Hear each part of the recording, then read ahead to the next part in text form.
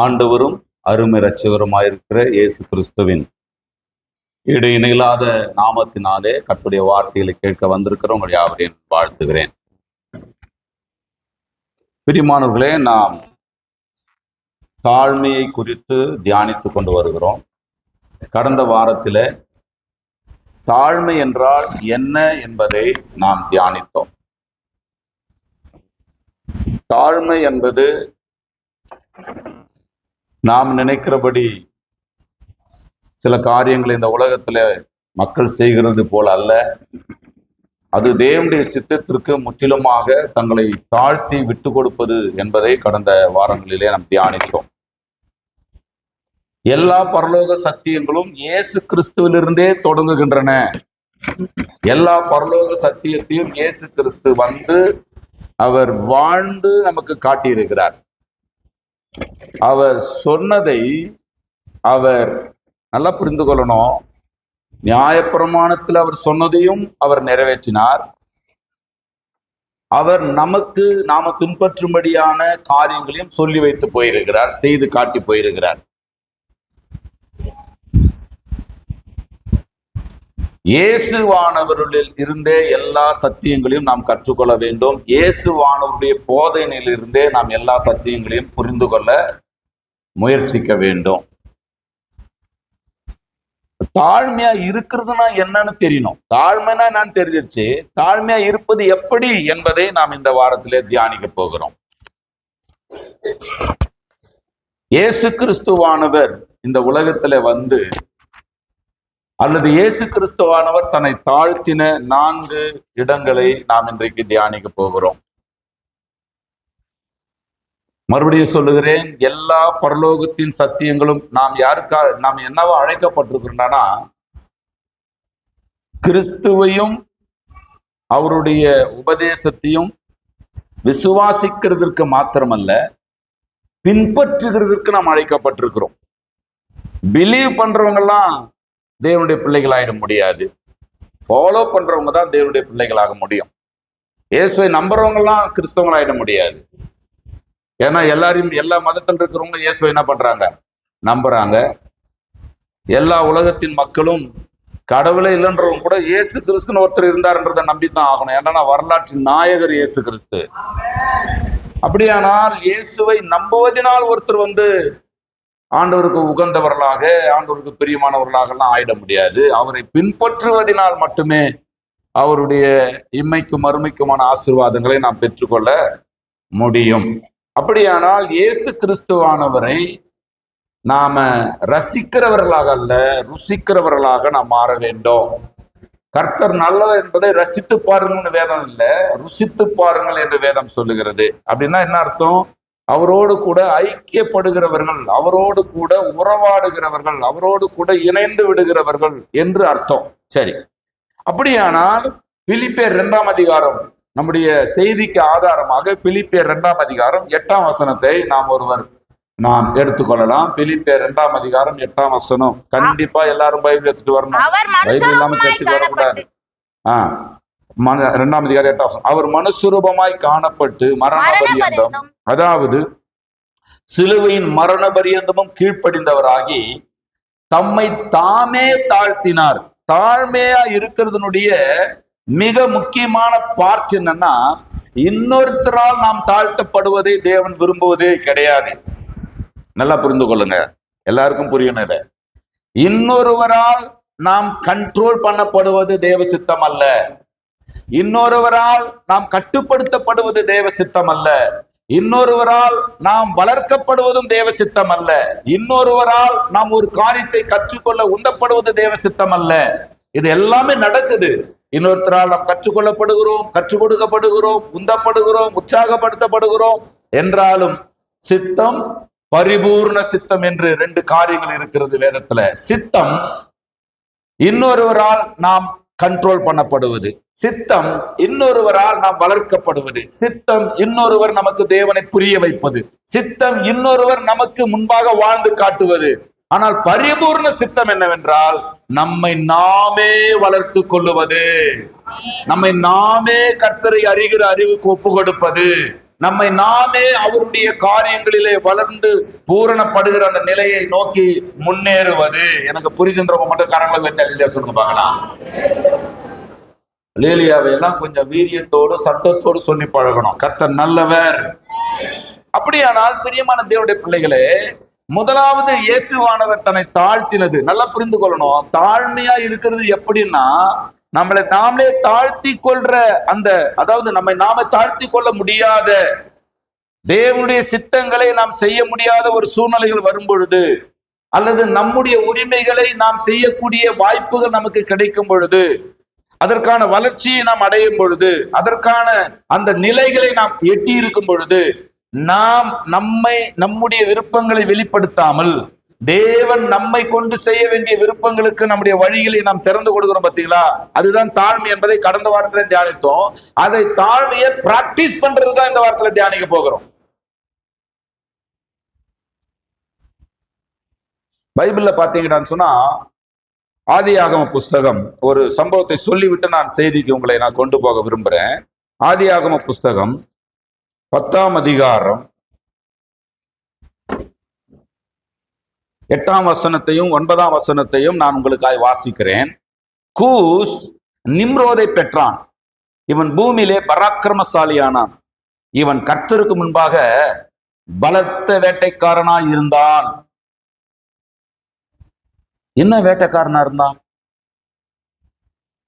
இவன் கர்த்தருக்கு முன்பாக பலத்த வேட்டைக்காரனா இருந்தான் என்று வேதம் சொல்லுகிறது. கர்த்தருக்கு முன்பாக பலத்த வேட்டைக்காரன் என்றால் அர்த்தம் என்ன? கர்த்தரை சேவிக்க வேண்டிய ஜனங்களை, கர்த்தர் மேல் நம்பிக்கை வைக்க வேண்டிய ஜனங்களை, கர்த்தரை நம்புகிற நம்பிக்கை உடைய ஜனங்களை, கர்த்தரை தேட வேண்டிய ஜனங்களை அவன் தன் பக்கமாக திருப்பினான். கர்த்தர் மேல வைக்க வேண்டிய கவனத்தை தன் மேலே வைக்க அவன் ஆண்டவருக்கும் அவனுக்குமா, கர்த்தர் தன்னோடு மக்கள் சேரணும்னு விரும்பும் பொழுது அவன் தன்னோடு மக்களை சேர்த்து கொண்டிருந்தான். ஆகவேதான் இயேசுவானவர் புதிய ஏற்பாட்டில் மத்தேயு 12ஆம் அதிகாரங்களில சொல்லுகிறார், என்னோட சேர்க்காதவன் சிதறடிக்கிறான், என்னோட இராதவன் எனக்கு விரோதியாய் இருக்கிறான். ஏன் சின்ன பிள்ளைகளா இருக்கும்போது பிள்ளைகளை தாய் தகப்பனை நடத்த சொல்றாரு. பிள்ளைகளை நடத்த வேண்டிய வழி, பிள்ளையானவன் நடத்த வேண்டிய வழியில் அவனை நடத்து, அவன் முதிர் வயதிலும் அதை விடாதிருப்பான்னு சொல்றாரு. ஆனா அந்த பிள்ளைகள் ஒரு வாலிபத்தின் நிலையை அடையும் பொழுது, ஒரு நன்மை தீமை தக்க அறிகிற அறிவை அடையும் பொழுது அவர்களை பார்த்து ஆண்டவர் சொல்லுகிறார், தன் வாலிப பிரயாயத்தில், உன் வாலிப பிரயாயத்தில் உன் சிருஷ்டிகரை நினை.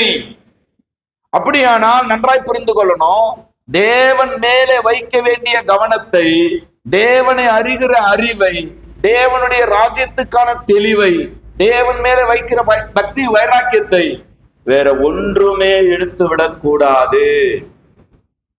அததான் தாழ்மையா இருக்கிறது.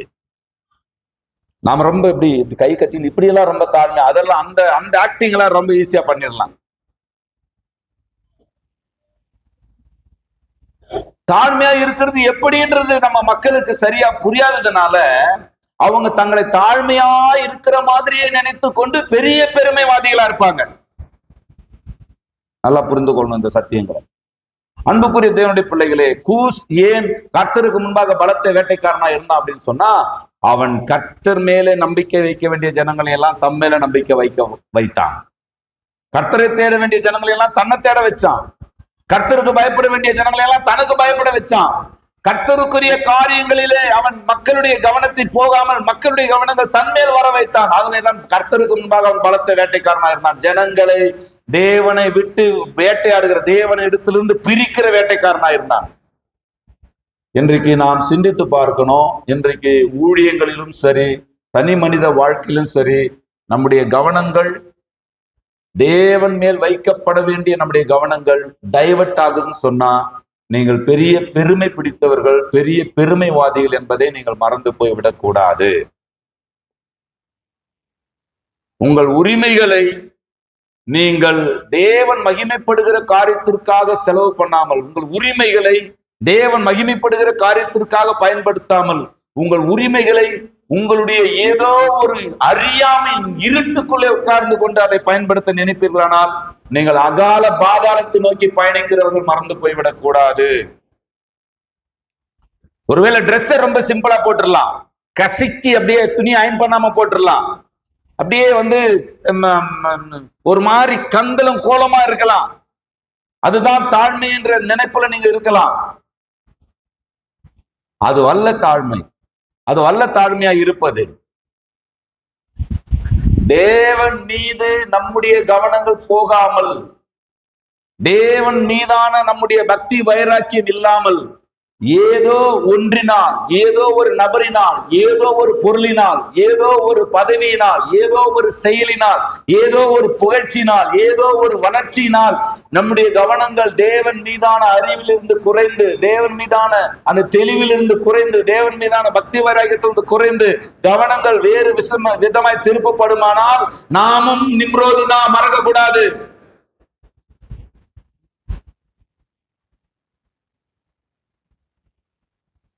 தேவனை தானாக தேட முடியாமல் இன்னொருவர் தேடுவதனால் தான் தேவனால் என்ன தேட, நான் தேவனை தேட முடியுது.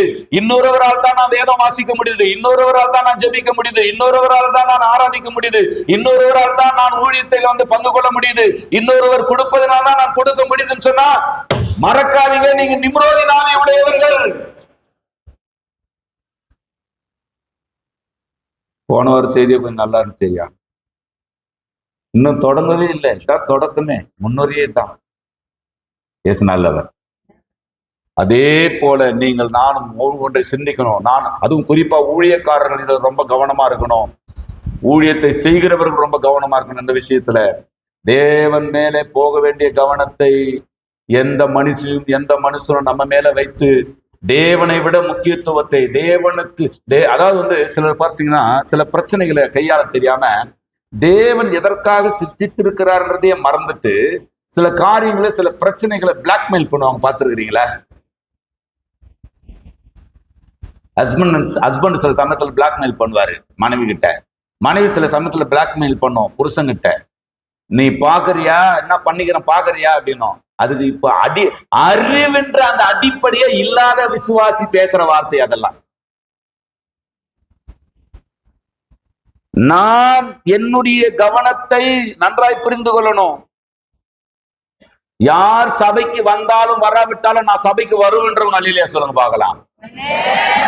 யார் ஜெபித்தாலும் ஜெபிக்காவிட்டாலும் நான் ஜெபிப்பேன்றவங்க அல்லையா சொல்லுங்க. யார் இந்த ஆண்டவரை பின்பற்றினாலும் பின்பற்றாவிட்டாலும் நான் தனிப்பட்ட முறையில் இந்த ஆண்டவரை பின்பற்றுவேன் என்று சொல்லுகிறவர்கள். அப்படியானால் ரட்சிப்பு என்பது இன்னொருவர் மேலே கவனம் வைத்து வருவதல்ல, இயேசு கிறிஸ்துவின் மேல் மாத்திரமே கவனம் வைத்து வருவது. நாம தாழ்மை என்றால் என்ன நினைச்சிட்டு இருக்கோம்னு சொன்னா, ஏதோ கொஞ்சம் அப்படியே ஒரு மாதிரி நம்ம வெறுமைப்படுத்தி கொள்றது, நாம அப்படியே நம்ம கையை கட்டிடுறது, அப்படியே குனிஞ்சு இலையை எடுத்துறது, அப்படியே டீ கிளாஸ பொறுக்கி டப்பால போட்டுறது, இதுதான் தாழ்மை என்று நினைக்கிறோம். அதெல்லாம் தாழ்மைதான் ஒரு பக்கம். ஆனால் உள்ளத்திலே மறைவாய் உட்கார்ந்து கொண்டிருக்கிற மிகப்பெரிய பெருமையின் ஆவியை கட்டுப்படுத்துகிறோமே, மிகப்பெரிய பெருமையின் ஆவிக்கு வாய்ப்பு கொடுக்காமல் இருக்கிறோமே, அதுதான் உண்மையான தாழ்மை. வேட்டையாடக்கூடிய வாய்ப்பு கிடைக்கும் பொழுது நிம்ரோது தேவனை விட்டு ஜனங்களை தன் பக்கமாய் திருப்பி கொண்டதை போல திருப்பாமல், எவ்வளவு பெரிய வாய்ப்பு கொடுக்கப்பட்டாலும், எவ்வளவு பெரிய உரிமைகள் கொடுக்கப்பட்டாலும், எவ்வளவு பெரிய வரங்களை பெற்றிருந்தாலும், எவ்வளவு பெரிய வல்லமைகளை பெற்றிருந்தாலும், எவ்வளவு பெரிய சிறந்த செய்தியாளனாய் இருந்தாலும், எவ்வளவு பெரிய வேத ஆராய்ச்சியாளனாய் இருந்தாலும், மக்கள் எல்லாம் புகழ்ந்து கொண்டாடுகிற இது மனுஷ சத்தம் அல்ல தேவ சத்தம் என்று ஆர்ப்பரித்தாலும் மகிமைகள் உம்முடையது ஆண்டவரே என்று மறைந்து கொள்ளுகிறவனே சிறந்தவன். புரிந்தவர்கள் மட்டும். எனக்கு ஒரு உரிமை கிடைச்சிச்சு, என் இஷ்டத்துக்கு நான் ஆட்டுவேன், என் இஷ்டத்துக்கு நான் ஆடுவேன், என் இஷ்டத்துக்கு நான் பேசுவேன், என் இஷ்டத்துக்கு நான் செய்வேன்னா மறக்கக்கூடாது. பாதாளத்தின் ஆவிக்குள்ளே நீங்கள் நடத்தப்படுகிறீர்கள் என்பதை மறக்கக்கூடாது. அதுதான் ஸ்பிரிட் ஆஃப் லூசிபர். உரிமை கட்சிச்சு, இதுக்கு மேல என்னை யாரும் கண்ட்ரோல் பண்ண முடியாதுன்னு நினைக்கிற பத்தியா, அதுதான் பெருமை. எனக்கு உரிமை இருக்குது, நான் ஒரு மாசம் காணிக்கை கொடுப்பேன், ஒரு மாசம் காணிக்கை இன்னொரு இடத்துக்கு கொடுப்பேன், ஒரு மாசம் காணிக்கை இன்னொரு இடத்துக்கு கொடுப்பேன், ஒரு மாசம் காணிக்கை இன்னொரு இடத்துக்கு கொடுப்பேன். எனக்கு உரிமை இருக்குது, யாரும் எனக்கு கேட்க முடியாது. அது ஒரு இதெல்லாம் தான், இதுதான் பெருமை. இவைகள் இப்படி இல்லாமல் இருப்பதுதான் தாழ்மை. எனக்கு விளங்குது. பரலோகத்தில் இருந்த இயேசுவானவர் எந்த நிலையில் இருக்கிறார்? பரலோகத்துல ஆதியிலே வார்த்தை இருந்தது, அந்த வார்த்தை தேவனிடத்தில் இருந்தது, அந்த வார்த்தை தேவனாய் இருந்தது. அப்படியானால் அந்த தேவனாய் இருந்த வார்த்தை, நல்லா புரிந்து கொள்ளணும், தன்னை தானே என்ன பண்றாரா? தாழ்த்துகிறாராம். நீங்க கொஞ்சம் யோசித்து பாருங்க. நீங்க இப்போ தூதர்களை எல்லாம் சிருஷ்டித்தது யாரு? சரி, பிதாவையும் ஆவியானவரையும் தவிர பரலோகத்தை சிருஷ்டித்தது யாரு?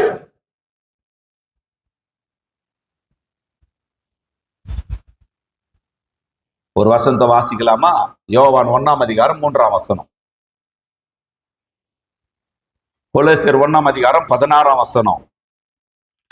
யோவான் 1:3 ஒரு வாசிங்க. சகலமும் அவர் மூலமாய் உண்டாயிற்று. சகலமும், all thing, everything created by word of God. எல்லாம் தேவனுடைய வார்த்தையாகிய தேவகுமாரனாகிய இயேசு கிறிஸ்துவினாலே உண்டானது. கொலோசியர் 1ஆம் அதிகாரம் 16ஆம் வசனம். ஏனென்றால் அவருக்குள் சகலமும் சிருஷ்டிக்கப்பட்டது, சிருஷ்டிக்கப்படாததை தவிர மற்ற எல்லாவற்றையும் சிருஷ்டித்தவர் சிருஷ்டிகராகிய இயேசு கிறிஸ்து. அப்படியானால் பரலோகத்திலே பரலோகத்தை படைத்தவர், அண்ட சராசரங்களை படைத்தவர், எல்லாவற்றையும் படைத்தவர் ஆண்டவராகிய இயேசு கிறிஸ்து. அப்போ அவர் எந்த நிலையிலிருந்து படைக்கிறார்னா, தேவகுமாரனாகிய ஆழ்த்தத்துவ நிலையிலிருந்து அவர் என்கின்ற ஆழ்த்தத்துவ நிலைக்கு வந்துட்டாரு. அவர் என்பது, குமாரன் என்பது, நல்லா புரிந்து கொள்ளணும், குமாரன் என்பது குழந்தை நிலை அல்ல. சன் ஆஃப் காட் என்றால் ஈக்குவல் டு காட். எல்லாம் பிதாவினுடையது, பிதாவினுடையது எல்லாமே இயேசுவினுடையது என்றால் அந்த நிலையில் இருக்கிறவர் தன்னை தாழ்த்துவது. நான் போன வாரத்துல சொன்னேன், நம்மை விட கீழே இருக்கக்கூடிய, நம்மை விட கல்வியில, படிப்பில, அதாவது வேலையில, வசதியில, வாய்ப்பில, பார்வையில, தோற்றங்களில சாதாரணமா இருக்கக்கூடிய மனிதர்களிடத்துல நாம் தாழ்மையா இருந்து விடுவதல்ல. எதுக்குமே இல்லாமல் இருக்கிற ஒரு நபரை கூட பரலோகத்தின் தாழ்மை உள்ளவர்கள் அந்த ஆளை பார்த்து தாழ்மையா நடந்து கொள்ளக்கூடாது, அவங்க கேரக்டர் தாழ்மையா மாறணும். இப்ப நீங்க இங்க வாங்க, பரலோகத்தில் இருக்கிற பிதாவாகிய தேவனுக்கு முன்பாக வார்த்தையாகிய தேவன் என்னவா இருக்கிறாரா? சமமா இருக்கிறாராம். என்னவா இருக்கிறாரா? தேவகுமாரனா இருக்கிறாராம். இப்ப தேவகுமாரன் என்ன ஆகணும்? மனிதனாய் மாறணும். 1 தீமோத்தேயு 3:16 சொல்லுகிறது, அன்றியும் தேவபக்திக்குரிய ரகசியம் யாவரும் ஒப்புக்கொள்ளுகிறபடி மகா மேன்மை உள்ளது.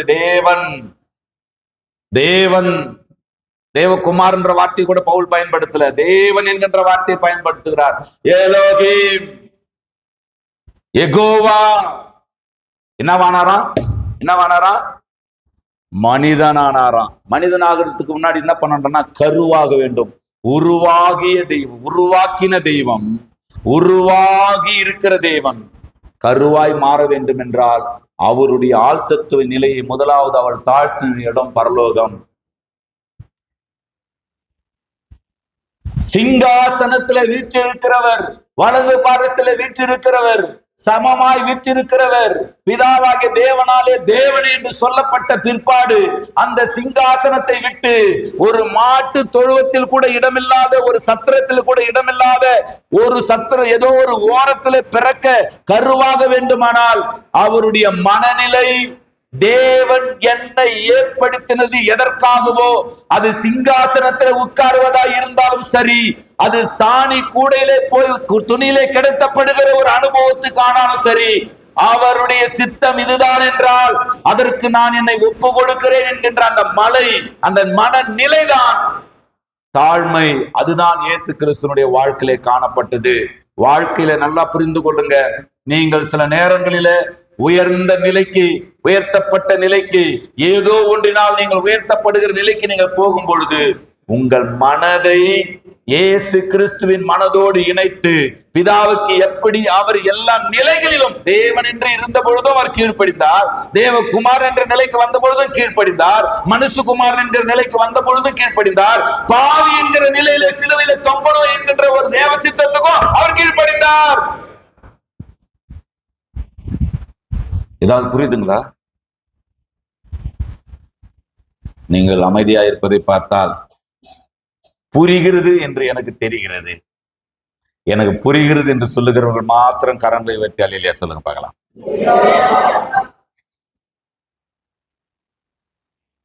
வேதம் சொல்லுகிறது, எபிரேயர் 2ஆம் அதிகாரம் 14-15 எழுதி கொள்ளுங்க, வாசிக்க வேண்டாம். எபிரேயர் 2ஆம் அதிகாரம் 14-15 சொல்லுகிறது, பிள்ளைகள் ஆதலால் பிள்ளைகள் மாம்சத்தையும் இரத்தத்தையும் உடையவர்களாய் இருக்க அவர் அவர்களைப் போல மாம்சத்தையும் இரத்தத்தை உடையவரானார். அவர்களைப் போல மனிதனைப் போல தேவன் மாற வேண்டும் என்பது எவ்வளவு பெரிய தாழ்மையின் வெளிப்பாடு தெரியுமா? மனிதனைப் போல, மனிதன் யார் என்று தாவீது சொல்றார், நீ மனிதனை நினைப்பதற்கும் மனுஷபுத்திரனை விசாரிப்பதற்கும் அவன் எம்மாத்திரம். புல்லின் பூவை போல இருக்கிற மனிதன், புல் உதிரும் அதில் புல் உலரும் அதில் பூவும் உதிரும். ஒரு காற்று பறக்கடிக்கிற பதரை போல் இருக்கிற மனிதன், ஒரு தெல்லு பூச்சிக்கு சமமாய் இருக்கிற மனிதன். ஆனால் இந்த மனிதனை போல சர்வ வல்லமையுள்ள தேவன் மாற வேண்டும் என்றால் அவருடைய மனநிலை எவ்வளவு தாழ்மையான மனநிலை என்பதை நாம் புரிந்து கொள்ள வேண்டும். பாவத்தை போக்கும் கிருபாதார பலியாக பிதாவாகிய தேவன் இயேசுவை ஏற்படுத்தினார் என்று ரோமர் 3ஆம் அதிகாரம் 26ஆம் வசனம். ரோமர் 3:26 வாசிங்க ஒருவர். ரோமர் 3. கிறிஸ்து இயேசுவினுடைய ரத்தத்தை பற்றும் விசுவாசத்தினாலே பலிக்கும் கிருபாதார பலியாக அவரையே ஏற்படுத்தினார். கிருபாதார பலியாக அவரை ஏற்படுத்தினார். அப்படியானால் நன்றா கவனிக்கணும், பலியாக கிறிஸ்துவை ஏற்படுத்தின பொழுது இவர் என்ன பண்ணாரா? அது ஆண்டவர் அவரை நிர்பந்தப்படுத்தினாரா அப்படின்னா கிடையாது. 1 தீமோத்தேயு 2:6 வாசித்தீங்கன்னா, இவர் ஏற்படுத்தினார், பாவத்தின் பரிகார பலியாக கிருபாதார பலியாக இயேசுவை பிதாவாகிய தேவன் ஏற்படுத்தினார். அவர் என்ன பண்ணாராம்? வாசிங்க 1 தீமோத்தேயு 2ஆம் அதிகாரம் 6ஆம் வசனம். எல்லாரையும் மீட்கும் பொருளாக தம்மை ஒப்பு கொடுத்த மனுஷனாகிய கிறிஸ்து இயேசு அவரே. தம்மை ஒப்பு கொடுத்த மனுஷகுமாரனாகிய கிறிஸ்து இயேசு அவரே. நல்லா புரிந்து கொள்ளுங்க. பிதாவாகிய தேவன் அவரை ஒப்பு கொடுத்தாரா? இல்ல, ஏற்படுத்தினார். ஒப்பு கொடுத்தது யாரு? ஒன்றை செய்வதற்காக தேவன் நம்மை உணர்த்துகிறார். ஆனா ஒப்பு கொடுக்காத போது அந்த உணர்த்துகிற காரியம் வேலை செய்யாது. ஒன்றை மாற்றிக் கொள்வதற்கு தேவன் நம்மை உணர்த்துகிறார். மாற்றிக் கொள்வதற்காக நாம் ஒப்பு கொடுக்காவிட்டால் அந்த உணர்த்துகிற காரியம் நம்மை மாற்றாது. ஒன்றை செய்யும்படிக்கு தேவ ஆவியானவர் நம்மை ஏவுகிறார். ஏவும் பொழுது அதற்கு நாம் ஒப்பு கொடுக்காவிட்டால் ஆண்டவருடைய ஆவியானவர் ஏவுகிற காரியம் வீணா போயிடும். நம்ம தாழ்மையா இருப்பது என்ன நினைச்சுங்க? நான் சொன்னா பொறுமையா பேசுறது தாழ்மை, அமைதியா இருந்திருந்து தாழ்மை, அப்படியே கம்முன்னு இருக்கிறது தாழ்மை. அது இல்லை. அதெல்லாம் எல்லா மதத்திலும் இருக்குது. இந்த தாழ்மை எல்லாம், இந்த தாழ்மைவாதிகள் நிறைய மதத்தில் இருக்கிறாங்க. பெரிய பெரிய ஆபீசரா இருப்பாங்க, அவங்க போயிட்டு இந்த டேபிள் எல்லாம் தொடச்சிட்டு இருப்பாங்க. இந்த தாழ்மையெல்லாம் எல்லா மதத்திலயும் இருக்குது. அப்படியானால் தாழ்மையா இருக்கிறது எப்படி அப்படின்னா, எனக்கு தேவன் கொடுக்கிற உரிமைகளை, தேவன் எனக்கு கொடுக்கிற வாய்ப்புகளை, தேவன் எனக்கு கொடுத்திருக்கிற வசதிகளை என்னுடைய இஷ்டத்திற்கு நான் யோசிக்காமல் செயல்படுத்தாமல், ஆண்டவரே நீர் எனக்கு ஜீவனையும் பலனையும் சுகத்தையும் ஆரோக்கியத்தையும் கொடுத்திருக்கிறீர், நீர் எனக்கு இந்த வாய்ப்பு வசதிகளை கொடுத்திருக்கிறீர், இதிலிருந்து நான் உம்மை மகிமைப்படுத்துவது எப்படி என்கின்ற அந்த அர்ப்பணிப்புக்குள்ள வர மாட்டீங்களா? அதான் தாழ்மையா இருக்கிறது. அதற்கு உதாரணமாகத்தான் இயேசுவானவர் பிதாவாகிய தேவன் அவரை கிருபாதார பலியாக ஏற்படுத்தினார். ஆனால் அவர் ஒப்பு கொடுத்தது யாரு? பிதாவானவர் ஒன்றை செய்வதற்காக திட்டமிடும் பொழுது அதை எதிர்க்காமல், அது எவ்வளவு கொடூரமான ஒரு செயல். பிதாவாகிய தேவன் அவருக்காக ஏற்படுத்தின திட்டம் என்பது என்ன? சிங்காசனத்திலே உட்கார்ந்து கொண்டிருங்கள் என்கின்ற திட்டமா? சிங்காசனத்தில் இப்ப நல்லா பாருங்க, லூசிபர் பரலோகத்துல சிருஷ்டிக்கப்பட்டு இந்த பூமியில என்னவா வைக்கப்பட்டான்? பரலோகத்திலே விடிவெள்ளி நட்சத்திரமாக இருந்தவன் பூமியில என்னவா இருந்தான்? பூமியின் சக்கரவர்த்தியாக வைக்கப்பட்டான். பரலோகத்திலே ஒரு போஸ்டிங், பூமியிலே ஒரு போஸ்டிங். பரலோகத்துல 1000 பேரோடு ஒன்னாக, பூமியிலே அவன் மட்டும் தலைவனாக இருந்தான்.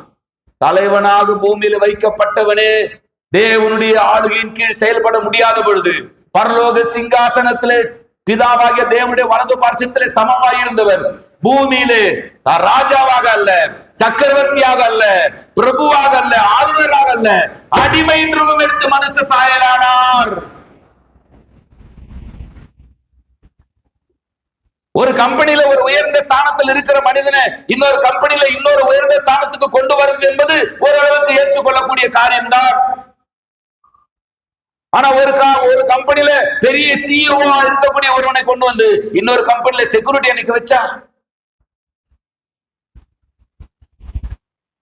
சிஇஓவாக அல்ல, எம்டியாகவே இருந்தாலும் தேவ சித்தம் அடுத்த கட்டத்துல, அடுத்த சீன்ல, அடுத்த ரோல்ல நான் வந்து டிரைனேஜ் கிளீன் பண்ற ஒரு ஆளாக இருக்கவும் நான் தயார் என்கிற மனநிலை இயேசுவின் மனநிலை.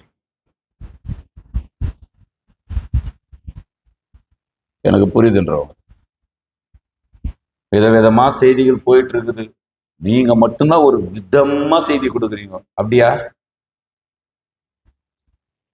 எனக்கு இந்த செய்தி தேவைப்படுதுன்றவங்க, எனக்கு இந்த மாதிரியான செய்தி தேவைப்படுது, நான் பேசுறது புரிஞ்சுச்சுவேன், எனக்கு இந்த மாதிரி செய்தி தான் தேவைப்படுதுன்றவங்க இல்லையா? சொல்லுங்க பார்க்கலாம்.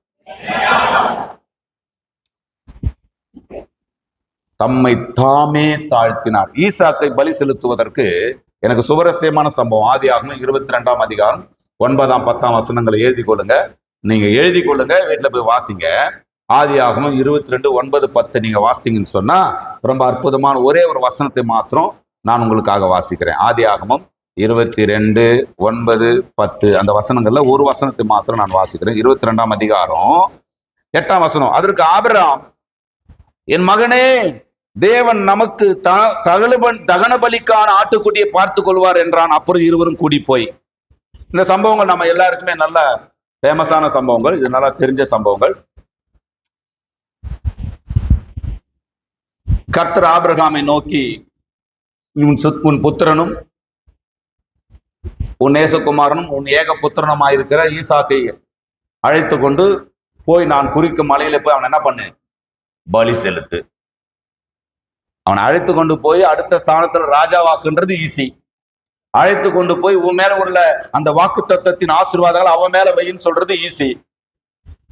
ஆனா அழைத்து கொண்டு போய் பலி செலுத்துன்றாரு. அந்த நேரத்துல ஏறக்குறைய ஆராய்ச்சியின் அடிப்படையில ஈசாக்குக்கு வயது 16.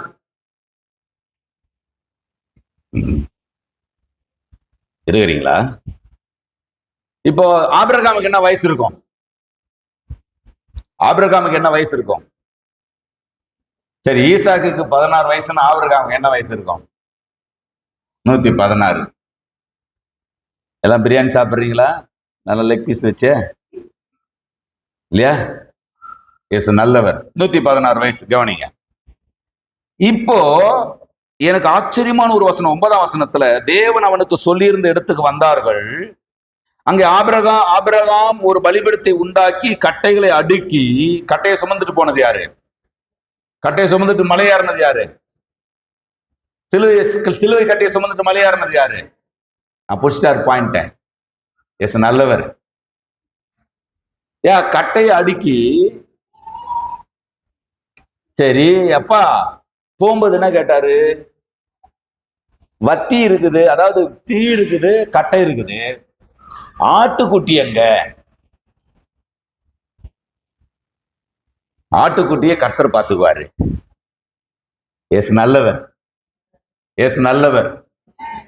எனக்கு ரொம்ப ஆச்சரியம் என்னன்னா, இப்போ பலிபீடம் கட்டியாச்சு, கல்லுகளினால் பலிபீடம் கட்டியாச்சு, கட்டையை அடுக்கியாச்சு, ஈசாக்கையும் கட்டியாச்சு. இப்போ கையை கட்டும் போது ஈசாக்குக்கு தெரிஞ்சிருக்குமா தெரிஞ்சிருக்காதா? என்ன பண்ணிருக்கலாம்? ஒரு 116 வயசு கிழவனை ஒரு 16 வயசு பையன் சாதாரணமா தள்ளி விட்டுட்டு ஓடி இருக்கலாம். கடைசியில வந்து என் கத்தியில கை வைக்கிறதுக்கு, என் கழுத்துல கத்தி வைக்கிறதுக்கா என்ன இவ்வளவு தூரம் கூட்டு வந்தீங்க? மாலை கட்டையை சுமந்து இவர் தான் ஏறாரு, ஈசாக்கு தான் ஏறாரு. இவர் வத்தி பெட்டி தான் தூக்கிட்டு வராரு, லேசானதை தூக்கிட்டு வராரு, இவன் வெயிட்டானதை தூக்கிட்டு போறான். இப்ப நல்லா கவனிங்க. ஈசாக்குக்கு ஒரு ஃபெய்த் இருந்துச்சு. இங்க ஈசாக்குடைய விசுவாசம் மறைக்கப்பட்டிருக்குது. ஆனா நான் உங்களுக்கு சொல்றேன் பாருங்க, ஈசாக்குக்கு ஒரு விசுவாசம் இருந்தது. என்ன தெரியுங்களா? ஆபிரகாமுக்கு ஒரு விசுவாசம் இருந்தது. என்ன விசுவாசம்? இந்த ஈசாக்கு நான் பலி செலுத்தி, இந்த பலியாகி இவன் சாம்பலாகி, இந்த சாம்பல் காற்றுல பறந்து பிற்பாடு அங்கே ஒரு சுவடு இருக்கு பார்த்தீங்களா? அந்த கல்லினாலே ஆபிரகாம் விசுவாசித்தான். அந்த கல்லுகளினாலே பிள்ளைகள் உண்டு பண்ண தேவன் வல்லவர். ஆபிரகாம் விசுவாசம். ஈசாக்குக்கு ஒரு விசுவாசம் இருந்தது. என் தகப்பனுக்கு வாக்கு தத்தம் கொடுத்தவர் எனக்கும் வாக்கு தத்தம் கொடுத்திருக்கிறார். வாக்கு தத்தம் தகப்பனோடு நிக்க போறது கிடையாது, தலைமுறைகளை தொடர போகிறது. தலைமுறைகளை தொடர்கிற வாக்கு தத்தத்தின் தேவன் தவறு செய்தவர்களை 3ஆம் 4ஆம் தலைமுறை மட்டும் விசாரிச்சிருவாராம். அவர் சொல்றதை கேட்கிறவங்களுக்கு 1000 தலைமுறை மட்டும் இறக்க பாராட்டுவாராம். தண்டனையை இமைப்பொழுது வைக்கிறவர், கிருபையை உருக்கமான இரக்கங்களால் வெளிப்படுத்துகிறவர். ஒரு நொடி பொழுதிலே நாம் செய்த தவறை அநேக வருஷங்களாக மனதில் நினைக்கிற மனிதர்கள் நடுவிலே நாம் அநேகமா செய்கிற பாவ குற்றங்களையும் ஒரு நொடியிலே மாற்றி மன்னித்து மறந்து விடுகிற நல்ல தெய்வம். சத்தம் பத்தாலே. ஈசாக்குக்கு என்ன விசுவாசம் இருந்துச்சுன்னு சொன்னா, நான் வெட்டப்பட்டாலும் நான் மறுபடியும் இதே கல்லிலிருந்து உயிரோடு எழும்புவேன். ஆகவேதான் இயேசுவானவர் தமக்கு முன்பாக இருந்த சந்தோஷத்தின் பொருட்டு எல்லாருக்கும் ஸ்கெட்ச் நல்ல கிளியரா இருந்துச்சுங்க. அவர் வரும்பொழுதே அவர் பாடுபட்டு ரத்தம் சிந்துகிற அந்த காரியங்களை மட்டுமல்ல, மரித்து உயிர்த்தெழும்ப போகிற காரியங்களையும் சுமந்து கொண்டு பூமிக்கு வந்தார். முடிவு ஜெயம் என்றால் அதற்கான ஆரம்பமும் இடையும் அதற்கான போராட்டமும் எவ்வளவு கடினமாக இருந்தாலும் அதை கடந்து போகலாம். முடிவிலே மகிமையிலே வெற்றி பெறுவோம் என்றால், முடிவிலே மகிமையிலே முடிசூட்டப்படுவோம் என்றால் அதற்கான போராட்டம் எவ்வளவு பெரிதா இருந்தாலும் அதை சாதாரணமாய் கடந்து போகலாம். முடிவிலே ஜெயிக்க போறது இதுதான் சொன்னா, அந்த குதிரை ஒருவேளை ஒரு போட்டி வச்சுக்குவோம், இதான் முடிவில ஜெயிக்க போகுதுன்னா வச்சுங்களேன்.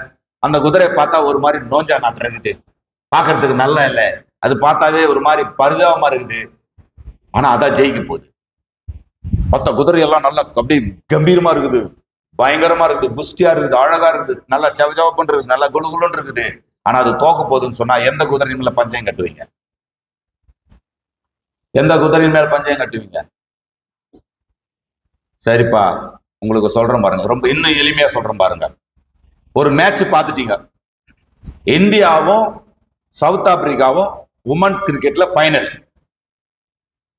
ஃபைனல்ல பாத்துட்டீங்க, யார் ஜெயிச்சிடுது? ஃபைனல்ல பாத்துட்டீங்க, யார் ஜெயிச்சிடுது? இந்தியா உமன்ஸ் கிரிக்கெட் டீம் வந்து வேர்ல்டு கப் ஜெயிச்சிட்டாங்க. இப்ப ஹைலைட்ஸ் பார்க்க போறீங்க, போட்டி உங்களுக்கு உங்க ஃப்ரெண்டுக்கும் போட்டி. தயா, நான் சொல்றது புரியுதா? ஹைலைட்ஸ் பார்க்க போறீங்க, உங்க ஃப்ரெண்டு சொல்லுது சவுத் ஆப்பிரிக்கா தான் ஜெயிக்க போகுது, 10,000 ரூபாய் பஞ்சமான்னு கேக்குது. இப்போ நீங்க ஏற்கனவே மேட்ச் பார்த்துட்டீங்க, மேட்ச்ல யார் ஜெயிச்சிடுது?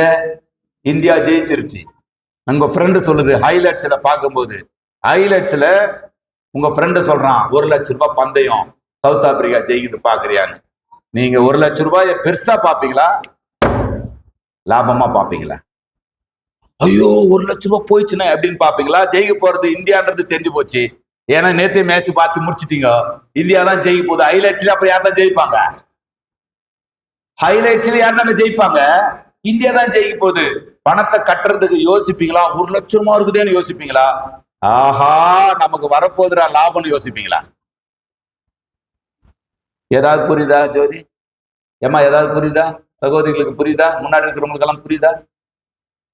1 லட்சம் ரூபாய் கட்ட தயங்குவீங்களா? தாராளமா கட்டுவீங்களா? ஏன்? முடிவு உங்களுக்கு முன்னாடியே தெரிஞ்சிருச்சு. புரிஞ்சவங்க மட்டும். முடிவு முன்னாடி தெரிஞ்சிட்டா நீ 1 மணி நேரம் முழங்கால நின்னுட்டு இந்த காரியங்கள் 1 மணி நேரம் முழங்கால நிக்கிறதுன்னு, முடிவு தெரிந்து விட்டால் எப்ப வேணாலும் முழங்கால நிக்கலாம். முடிவு தெரிஞ்சிட்டா எதை வேணாலும் செய்யலாம். முடிவு தெரிஞ்சிருச்சு, 1 லட்சம் ரூபாய் பெருசா பார்க்க மாட்டோம். ஏன்னா முடிவுல நான் ஜெயிக்க போறேன்னு தெரிஞ்சிச்சுன்னா நம்ம இழக்கிறத பெருசா பார்க்க மாட்டோம், பெற்றுக்கொள்றதை பெருசா பார்ப்போம். அப்படியானால் இயேசுவானவருக்கு ஒரு தெளிவான ஸ்கெட்ச் இருந்துச்சு. இந்த உலகத்திலே வந்து நான் எவ்வளவாக பாடுபட்டாலும், நொறுக்கப்பட்டாலும், அவமானப்பட்டாலும், கீழ்ப்படினாலும், தாழ்த்தினாலும் அதன் முடிவு மகிமை.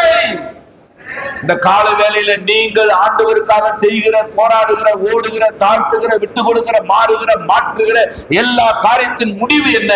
சிங்காசனத்தில் அவரோடு கூட உன்னதங்களில் உட்கார போகிறீர்கள். விசுவாசிக்கிறோம். அந்த கரங்களை தலையில சொல்லுங்க. சத்தம் உயர்த்துகிறதில்லையா சொல்லுவோம். அப்படியானால் ஏன் தாழ்த்தினார்? அவருக்கு முன்பாக இருந்த மகிமை என்ன? நன்றாய் புரிந்து கொள்ளணும். அவர் எதை செய்யவும் தயாரா இருந்தாரு. எந்த நிலையில் அவர் வைத்தாலும் அந்த நிலையிலிருந்து பிதாவுக்கு கீழ்ப்படி அவர் ஆயத்தமா இருந்தார். ஏனென்றால் முடிவிலே அவர் பிதாவாகிய தேவனில் பிதாவோடு கலந்து விட போகிறவர். நாம நினைக்க கூடாது, நான் ஓடிங்கிறது சும்மா ஓடிங்கிறேன், எல்லாரும் ஜாலியா இருக்கிறாங்க, ஞாயிற்றுக்கிழமை நான் வந்து ஓடிட்டு இருக்கிறேன், எல்லாரும் பக்கத்துல இருந்து வராங்க, நான் தூரத்துல இருந்து வரேன், எனக்கு பக்கத்துல ஏதாவது இருந்தா நல்லா இருக்கும், எல்லாரும் ஃப்ரீடமா இருக்கிற மாதிரி இருக்குது, நான் தான் இந்த குடும்பத்துல பிறந்துட்டு நெருக்கத்தை உணர்றேன், எல்லா குடும்பங்கள்லயும் பசங்க எல்லாம் ஜாலியா இருக்கிற மாதிரி இருக்குது, இந்த கிறிஸ்தவ பெற்றோருக்கு பிறந்துட்டு நான் பாடுபடுற மாதிரி தோணுது. நோ, நீ முடிவிலே வெற்றியை நோக்கி பயணிக்கிறது என்பதை மறந்து போய்விடக் கூடாது. அப்படியானால் தாழ்மையாய் வாழ்வது என்பது தேவன் ஏற்படுத்துகிறதை முழுமையாய் ஏற்றுக்கொள்வது. கவனங்களை இயேசு கிறிஸ்து தம் மேல வைக்கிறதுக்கு ஒத்துக்கவே இல்லை மக்களை. எப்படின்றது பாருங்க. லூக்கா 2ஆம் அதிகாரம் 51 வசனத்தை வாசிங்க. 2வது பாயிண்ட். முதல் பாயிண்ட், தெய்வீக நிலையிலிருந்து மாம்சமாவதற்கு தன்னை தாழ்த்தினார். தேவ தூதர்களுக்கு முன்பாக தன்னை தாழ்த்தினார், கேருபீன்களுக்கு முன்பாக தன்னை தாழ்த்தினார், சேராபீன்களுக்கு முன்பாக தன்னை தாழ்த்தினார், எல்லா ஜீவன்களுக்கு முன்பாக தன்னை தாழ்த்தினார், தேவனுக்கு முன்பாக பிதா ஆவியானவருக்கு முன்பாக தன்னை தாழ்த்தினார், அவரே அவரை தாழ்த்தி கொண்டார். 2வது காரியம் லூக்கா 2ஆம் அதிகாரம் 51 வசனத்தை வாசிங்க. அவர் அவர்களுடனே கூட போய் நாசரேத்தூரில் சேர்ந்து அவர்களுக்கு கீழ்ப்படிந்திருந்தார். அவருடைய தாயார் இந்த சங்கதிகளை எல்லாம் தன் இருதயத்திலே வைத்துக் கொண்டாள். நல்லா புரிந்து கொள்ளுங்க. இவர் யாருன்றது சரி, பரலோகத்துல பிதாவுக்கு முன்பாக அவர் தன்னை தாழ்த்திட்டார் என்பது அது ஒரு பெரிய காரியம் தான், நல்ல காரியம் தான், கர்த்தருக்கு ஸ்தோத்திரம் இருக்கட்டும். ஆனா பூமியிற்குரிய தாய் தகப்பனுக்கும் என்ன பண்ணாராம்? கீழ்பட்டு இருந்தாராம். இருக்கிறீங்களா? பூமிக்குரிய தாய் தகப்பனுக்கு என்ன பண்ணாராம்? கீழ்பட்டு இருந்தாராம். பரலோகத்துல குமாரனா இருந்தவர் பிதாவுக்கு முன்னாடி தாழ்த்தும் பொழுது வார்த்தையா இருந்தாரா, குமாரனா இருந்தாரா? பிதாவாகிய தேவனால் அவர் உயர்த்தப்படும் பொழுது வார்த்தையா இருந்தார். பிதாவாகிய தேவனுக்கு முன்பாக அவர் தன்னை தாழ்த்தும் பொழுது குமாரனா இருந்தார். ஏதாவது விலகுதாமா? பிதாவாகிய தேவனால் அவர் தேவன் என்கின்ற நிலைக்கு உயர்த்தப்படும் பொழுது அவர் வார்த்தையா இருந்தார், வேர்டு. ஆனா பிதாவுக்கு முன்பாக அவர் தன்னை தாழ்த்தும் பொழுது அவர் சன் ஆஃப் காடா இருந்தார், குமாரனா இருந்தார். அப்படியானால் ஆதாமும் குமாரனாய் படைக்கப்பட்டான். ஆகவேதான் வாலிபத்தில் இருக்கிறவர்கள் எல்லாம், வாலிப காலம் என்பது நல்ல அறிவும் ஆற்றலும் சிந்தனையும் வேலை செய்கிற எல்லாருமே வாலிபர்கள் தான். யாருக்கெல்லாம் அறிவு வேலை செய்தோ, யாருக்கெல்லாம் சிந்தனா சக்தி வேலை செய்தோ, யாருக்கெல்லாம் திறமைகள் வேலை செய்தோ அவங்க எல்லாருமே வாலிபர் தான். நீங்க 70 வயசானாலும் வாலிபர் தான்.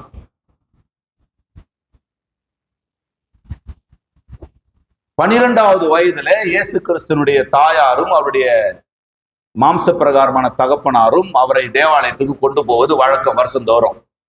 12வது வயசுல இயேசு கிறிஸ்துவ எருசலேம் தேவாலயத்துக்கு கொண்டு போறாங்க. அவர் அங்கேயே இருந்து விட்டார் இல்லையா? எத்தனை நாளா தேர்னாங்களாம்? 2ஆம் அதிகாரம் லூக்கா 2ஆம் அதிகாரத்துல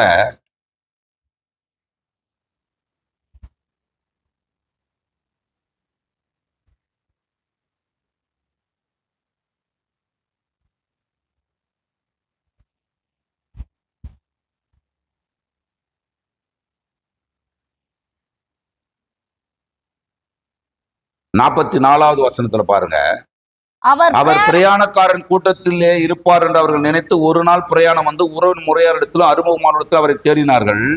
காணாததினாலே அவரை தேடிக்கொண்டு எருசலேமுக்கு திரும்பி போனார்கள். 3 நாளைக்கு பின்பு. நல்லா புரிந்து கொள்ளணும். 3 நாளைக்கு பின்பு அவரை தேடி கண்டுபிடிக்கிறாங்க. அவர் சொல்றாரு, நாங்க விசாரத்தோடு உன்னை தேடணுமே. ஆண்டவர் சொல்றாரு, நான் என் பிதாவுக்கு அடுத்தவையில் இருக்கணும்னு உங்களுக்கு தெரியாதா? நல்லா புரிந்து கொள்ளுங்க. அப்ப என்ன வயசு அவருக்கு? 12 வயசு. இவர் யாருன்றது மரியாளுக்கும் யோசேப்புக்கும் தெரியும். இவர் யாருன்றது மரியாளுக்கு யோசேப்புக்கும் தெரியும். தேவகுமாரன், தேவன் மாம்சத்திலே நம்முடைய வயிற்றிலே உருவாயிருக்கிறார் என்பது மரியாளுக்கும் யோசேப்புக்கும் தெரியும். ஆனா அவருடைய குடும்பத்துக்கு அதை சொல்லலாமா, சொல்ல முடியுமா? இப்ப நல்லா கவனிங்க, சிந்திங்க. அவர் குமாரனாக பரலோகத்திலும் கீழ்ப்படிந்தார். 12வது வயதுல அவர் குமாரனாக தாய் தகப்பனுக்கும் கீழ்ப்படிந்தார். தேவனுக்கு முன்பாக கீழ்ப்படிவது என்பது ஒரு ஏற்றுக்கொள்ளக்கூடிய தத்துவம் தான். ஆனால் தேவன் மனுஷர்களுக்கு முன்பாக வந்து கீழ்ப்படிவது என்பது எவ்வளவு பெரிய டெடிகேஷன் இருக்கும் அவருக்கு. இப்போ ஒரு கேள்வி கேட்கப்படுகிறது, நாங்க விசாரத்தோடு தேடினமே. உடனே இவர் யாரை போக்கஸ் பண்றாரு? என் பிதாவுக்கு அடுத்தவைகள் உங்களுக்கு தெரியாதா? வேற யாருக்கும் தெரியாம இருக்கலாம், உங்க 2 பேருக்கு தெரிஞ்சாகணும். நான் பிதாவுக்கு அடுத்தவைகள் நான் இருக்க வேண்டும் என்று உங்களுக்கு தெரியாதா? அப்படியானால் பிதாவானவருடைய சித்தத்துக்குள்ளே ஒரு பெற்றோருக்கு கொடுக்கப்பட்டிருக்கிறோம். புரிஞ்சவங்க மட்டும். நாம் இந்த பூமியிலே தன்னிச்சையாக பிறந்திடல, தன்னிச்சையான காரியங்களை செய்யவும் பிறந்திடல. நாம் ஒவ்வொருவரும் பிதாவானவருடைய ஏற்பாட்டின்படி, பிதாவானவருடைய சித்தத்தின்படி, யாரோ சிலருக்கு பெற்றோர்களுக்கு பிள்ளைகளாக, மகனாக, மகளாக பிறந்திருக்கிறோம். ஆனால் போக்கஸ் எங்க இருக்கணும் நான் சொன்னா, பிதாவுக்கு அடுத்த காரியங்களில் நம்முடைய கவனங்கள் இருக்க வேண்டும். என்ன சொல்றாரு? அவரது குடும்பம் எப்போதும், இயேசு எந்த நிலையிலே இருந்தார்? எப்பொழுதுமே பிதாவுக்கு கீழ்ப்படுகிற மனநிலையிலே இருந்தாரு. பிதாவுக்கு நம்மளை தாழ்த்தி கொள்ளுன்ற மனநிலையிலே இருந்தாரு. பிதாவின் அந்த ஆவிக்குரிய நிலையிலே அவர் இருக்கிறாரு. ஆனா இயேசு கிறிஸ்துவுக்கு எத்தனை சகோதரர்கள், எத்தனை சகோதரிகள்? இயேசு கிறிஸ்துக்கு எத்தனை சகோதரர்கள், எத்தனை சகோதரிகள்? அந்த குடும்பத்துல யாக்கோபு, யோசே, யூதா, சீமோன் என்கின்ற 4 சகோதரர்களும் சகோதரிகளும். சகோதரிகள் என்பதனால் ஒரு 2 பேர் வச்சுக்கோங்க. அப்படியானால் இந்த 8 பேர் கொண்ட குடும்பத்துல 2 பேருக்கு தான் தெய்வீக நிலை புரியும். 8 பேர் தெய்வீக நிலையை புரியாதவர்கள். தெய்வீக நிலையை அவர்களுக்கு சொல்லப்படலை. தெய்வீக நிலையில் குடும்பம் இல்லாத போது ஒருவர் தெய்வீக நிலையில் வாழ்வது என்பது அதிக கடினமானது. இருக்கிறீங்களா? நம்முடைய குடும்பத்தார் பரலோக பிதாவின் சிந்தையை புரிந்து கொள்ளாத பொழுது, அப்படிப்பட்ட புரிந்து கொள்ளாத ஒரு குடும்பத்தின் நடுவிலே, அப்படிப்பட்ட பரலோகத்தின் பிதாவின் சிந்தையை புரிந்து கொள்ளாத ஒரு ஜனத்தின் நடுவிலே, ஒரு நண்பர்கள் நடுவிலே, ஒரு கூட்டத்தின் நடுவிலே, ஒரு உறவின் நடுவிலே பரலோகத்தின் பிதாவின் சித்தத்தை நிறைவேற்றுவதற்காக நிற்பது கடினமானது. நிர்பந்தப்படுத்தி இருப்பார்கள், பெருமை கொள்வதற்கான வாய்ப்புகளை உருவாக்கி. அதுவும் இயேசு கிறிஸ்துனுடைய குடும்பம் எப்படிப்பட்ட குடும்பம் தெரியுங்களா? யோவான் 7:3 வாசித்து பாருங்களேன். யோவான் 7ஆம் அதிகாரம் 3ஆம் வசனம். அப்பொழுது அவருடைய சகோதரர் அவரை நோக்கி, நீர் செய்கிற கிரியைகளை உம்முடைய சீசர்களும் பார்க்கும்படி இவ்விடம் விட்டு யூதாவுக்கு போம். அடுத்து, பிரபலமாயிருக்க விரும்புகிற எவனும் அந்தரங்கத்திலே ஒன்றையும் செய்ய மாட்டான். அந்தரங்கத்திலே ஒன்றை செய்ய மாட்டான். நீ தான் பெருமை பிடிச்சவனாச்சப்பா. நீ பெருமை பிடிச்சவன். தெரியுமா உங்களுக்கு? பீட்டர்ராஜ் பாஸ்டர் பத்தி தெரியுமா உங்களுக்கு? அவர் பயங்கரமான பெருமை பிடிச்சவர்.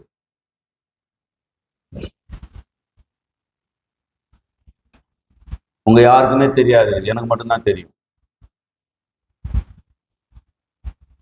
அந்த சிஸ்டரை பத்தியா? எனக்கு தெரியும். உலகத்தில் இருக்கிற எல்லாரும் பத்தியும் தெரியும். 2 பேருக்கு தான் எல்லாரும் பத்தியும் தெரியும். ஒண்ணு தேவன், 2வது பிசாசு. நீங்க தேவன் இல்லை என்றால் அப்ப நீங்க யாரா இருக்க முடியும்? எல்லாமே எனக்கு தெரியும்னா. சோத்திரம்.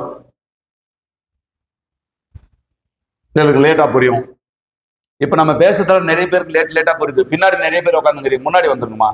ஏன் பின்னாடி உட்காந்துங்கிறீங்க? இடம் இருக்குது இல்ல, கொஞ்சம் முன்னாடி வரணும், கொஞ்சம் சீக்கிரம் வரணும் சர்ச்சுக்கு. சரியா? சரி. இப்ப நல்லா கவனிங்க. இயேசுவின் சகோதரர்கள் அவர் என்ன பண்ணல? இயேசுவின் சகோதரர்கள் அவர் என்ன பண்ணல?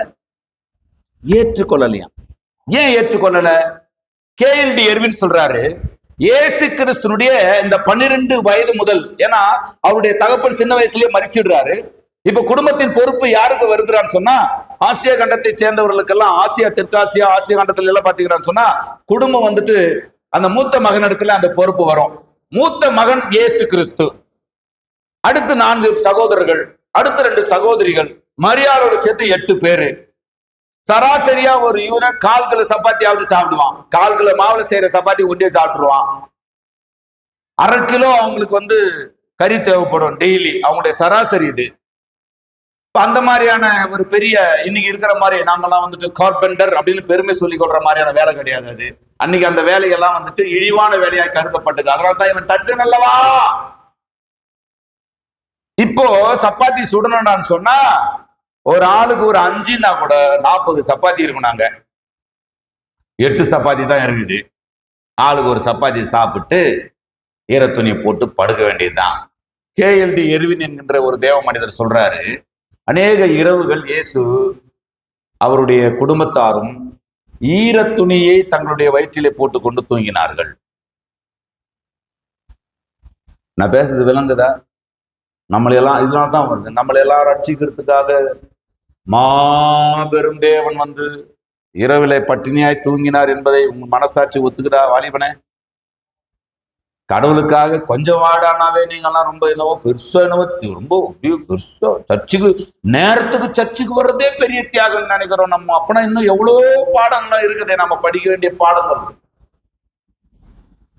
கொடுக்கறதே பெருசுன்னு நினைக்கிறோம்னு சொன்னா நாம இன்னும் நம்முடைய உடமையை கொடுக்கறதை விட உடலை கொடுப்பது ரொம்ப கஷ்டம். உடமையை கொடுக்கவே யோசிக்கிறோம். அப்புறம் எங்க உடலை கொடுக்கறது? ஹலோ,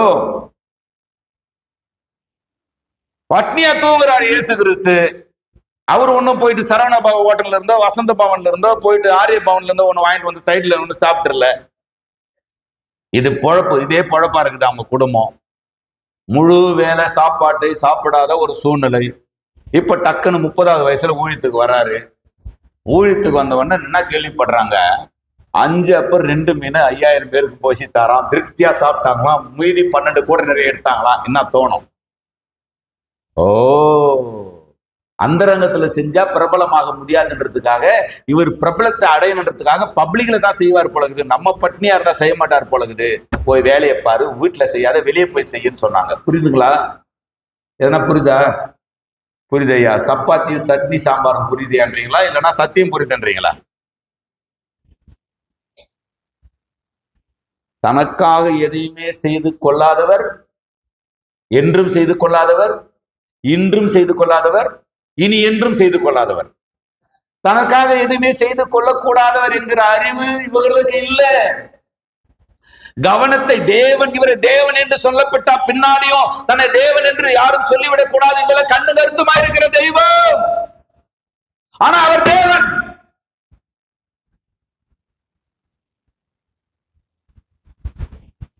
என் பிதா, என் பிதா, என் பிதா, என் பிதா, என் பிதா, என் பிதா.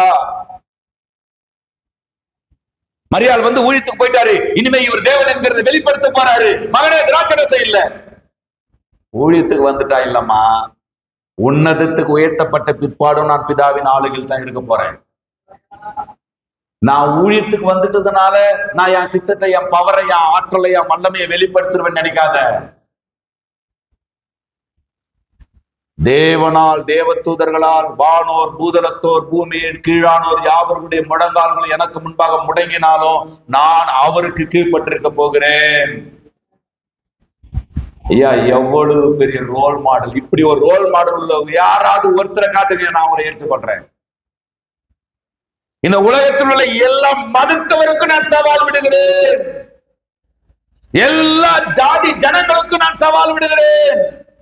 இப்படி ஒரு நபரை நீங்கள் கற்பனையில காட்டினாலும் அந்த கற்பனையை ஏற்றுக்கொள்ள நான் தயார். கற்பனையில காட்ட முடியுமா இயேசுவை போல ஒரு அர்ப்பணிக்கப்பட்ட ஜீவியத்தை உடைய நபரை?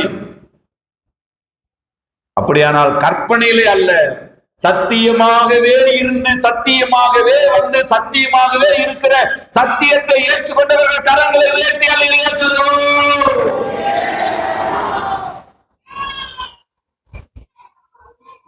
குடும்பம் நல்லா கவனிச்சுக்கணும். குடும்பம் எதிராக இருக்கும் பொழுது எதிரான மனநிலையில நண்பன் இருக்கும் பொழுது, எதிரான மனநிலையில மனைவி இருக்கும் பொழுது, எதிரான மனநிலையில கணவன் இருக்கும் பொழுது, எதிரான மனநிலையில பிசினஸ்ல இருக்கிறவங்க இருக்கும் பொழுது, எதிரான மனநிலையில உங்களுடைய பார்ட்னர் இருக்கும் பொழுது, எதிரான மனநிலையில உங்களுடைய அதிகாரிகள் அரசியல்வாதிகள் இருக்கும் பொழுது, அவர்கள் நடுவிலே பரலோகத்தின் திட்டங்களை சுமந்து வந்து அதே திட்டங்களை நம்முடைய வாழ்க்கையில செயல்படுத்துவது என்பதுதான் தாழ்மையா இருப்பது.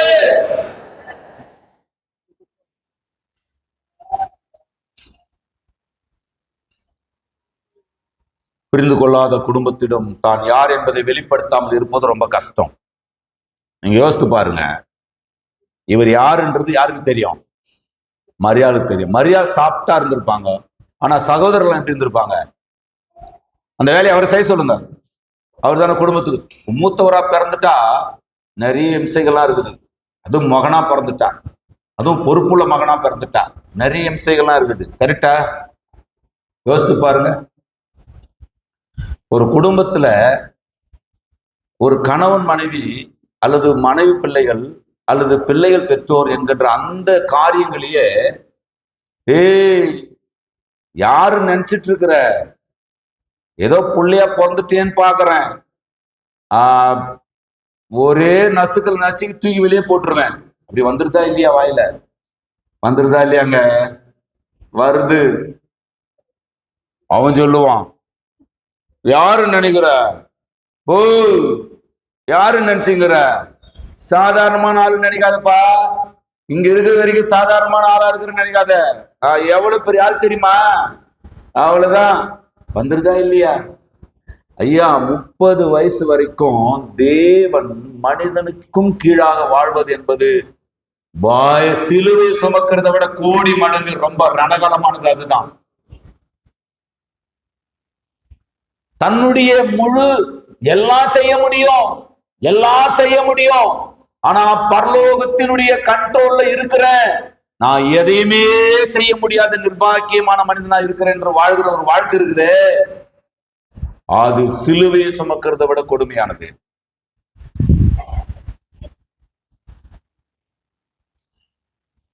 எத்தனை பேருக்கு விளங்குது?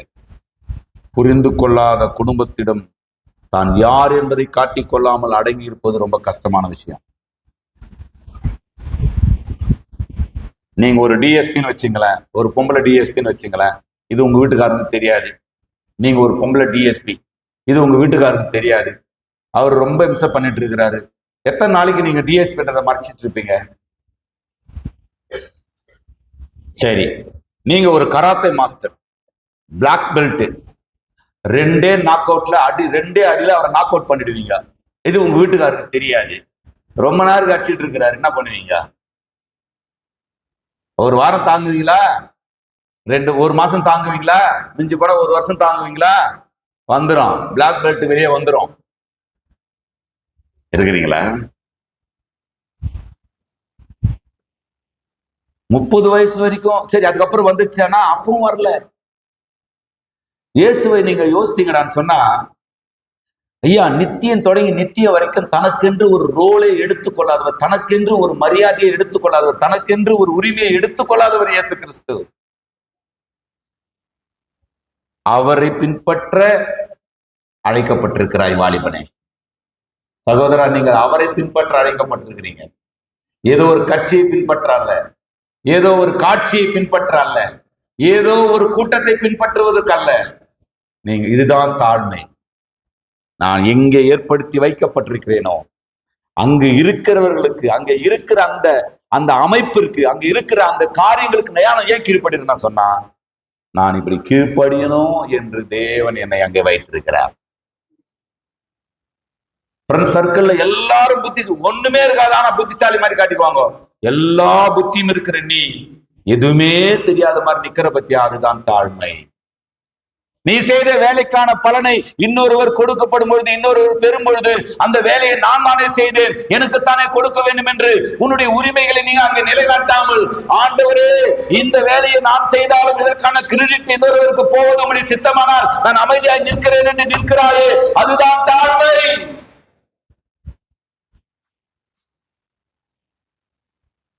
எனக்கு விளங்குது. ஏதாவது புரியுதாயம்மா? மெதுவா புரியுதா? நல்லா புரியுதா? கொஞ்சமா புரியுதா இல்ல நல்லாவே புரியுதா? நல்லா புரியுதுன்றவங்க மட்டும் ஒரு அல்லேலூயா சொல்லி பார்க்கலாம். மூணாவதாக யோவான் 1 அதிகாரம் 26, 27 யோவான் சொல்றார், ஏதிங்க நான் உங்களுக்கு வாசித்து சொல்றதுக்கு நேரம் இல்லை. யோவான் 1 அதிகாரம் 26, 27 யோவான் இயேசு கிறிஸ்துவை குறித்து சொல்றார். என்ன சொல்றாரு? எனக்கு பின் ஒருவர் வருகிறார், அவர் என்னிலும் வல்லவர், அவர் எனக்கு முன்னிருந்தபடினால் அவர் என்னிலும் வல்லவர் அப்படின்றாரு. அப்படி சொல்லிட்டு, நான் அவருடைய பாதரட்சியின் வாரை அவிழ்க்கிறதுக்கு பாத்திரவான் அல்ல. யாரு? யோவான் இயேசு கிறிஸ்துவனுடைய கம்பேர் பண்ணும்போது இயேசு என்ன பாக்குறாருன்னா தேவனா பாக்குறாரு. தன்னை என்னவா பாக்குறாருன்னா அவருடைய பாதரட்சிகளின் வாரை அவிழ்க்கிறதுக்கு நான் பாத்திரவான் அல்ல. இதுதான் யோவானுக்கு இருந்த மனநிலை. இதுதான் பைபிள் சொல்ற சத்தியம். இப்ப மத்தேயு 3 அதிகாரம் 13, 14, 15 இயேசு கலிலேயாவில் இருந்து யோர்தானுக்கு வந்து மத்தேயு 3 அதிகாரத்துக்கு வாங்க. யோவான் அவருக்கு அதாவது அப்பொழுது யோவானால் ஞானஸ்நானம் பெறுவதற்கு இயேசு கலிலேயாவை விட்டு யோர்தானுக்கு அவனிடத்துக்கு வந்தார். மத்தேயு 3 அதிகாரம் 13 வாசிக்கிறேன். யோவான் அவருக்கு தடை செய்து, நான் உம்மாலே ஞானஸ்நானம் பெற வேண்டியதா இருக்க நீர் என்னிடத்தில் வரலாமா என்றான். இயேசு அவனுக்கு பிரதியுத்தரமாக, இப்பொழுது இடங்கொடு, இப்படி எல்லா நீதியை நிறைவேற்றுவது நமக்கு ஏற்றதா இருக்கிறது. சிறியவன் தான் பெரியவனாலே ஆசீர்வதிக்கப்படணும்.